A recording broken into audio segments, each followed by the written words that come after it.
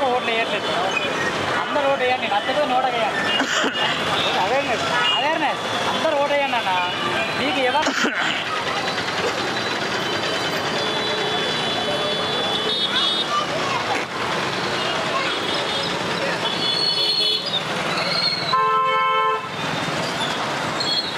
ఇక్కడ నిల్చుందాం Suri, rally permission లేదు.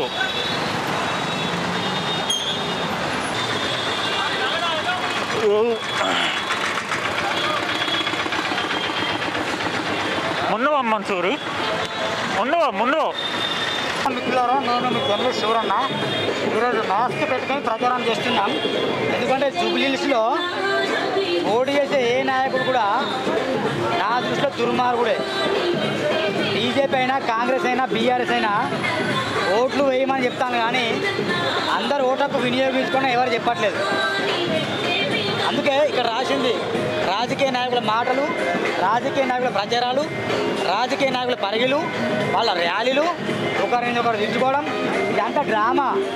ఎవరు గెలిచినా జూబ్లీహిల్స్ అభివృద్ధి జరగదు. 300 మంది ఎమ్మెల్యే క్యాండిడేట్ అందరూ ఇక్కడ వచ్చి ప్రచారం చేస్తారట. మరి వాళ్ళ నియోజకవర్గాన్ని గాలి కదిలించారు. ఇక్కడ కాంగ్రెస్ అభ్యర్థి గెలవకపోతే రేవంత్ రెడ్డి ఇజ్జత్ ఉండదు, బీఆర్ఎస్ అభ్యర్థి గెలవకపోతే కేసీఆర్ ఇజ్జత్ ఉండదు. కాబట్టి మేమంటేనేమో తోపని తురుమని చెప్పేసి ప్రచారం చేస్తాను. కాబట్టి దీన్ని ఖండిస్తున్నాం.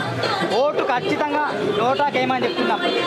ఎందుకంటే గెలిచిన ఎమ్మెల్యేలు ఏం చేయట్లేదు. వాళ్ళకి ఓటు వేసినా వృధా అయిపోతుంది. నోటాకేస్తే దేశవ్యాప్తంగా చర్చ జరుగుతుంది. అందుకే మేము నోటాకేమంటున్నాం. అది జూబ్లీహిల్స్లో ఎవరు గెలిచిన